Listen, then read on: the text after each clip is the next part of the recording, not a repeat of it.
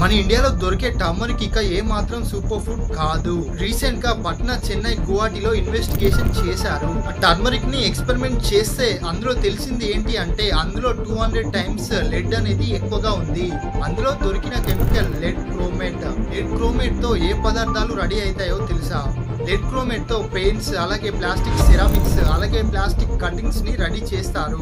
India turmeric ని every single meal లో ఉపయోగిస్తుంది. Curries, veggies, sambar. టర్మరిక్ అనేది యాంటీ ఇన్ఫ్లమేటరీ అలాగే యాంటీ ఆక్సిడెంట్స్ ప్రాపర్టీస్ తో కలిగి ఉంటుంది. కానీ టర్మరిక్ అనేది ఇప్పుడు డిగ్రేడ్ అయిపోయింది. ఇక అది సూపర్ ఫుడ్డా లేదా సూపర్ పాయిజనా? ఆ లెడ్ తో కలిసిన టర్మరిక్ ని ఎక్కువగా యూజ్ చేయడం వల్ల బ్రెయిన్ ప్రాబ్లమ్స్, అలాగే digestion problems, development delay in childrens, అలాగే కిడ్నీ ఇష్యూస్, ఇంకా చాలా రకాల ప్రాబ్లమ్స్ అనేవి రెడీ అవుతాయి.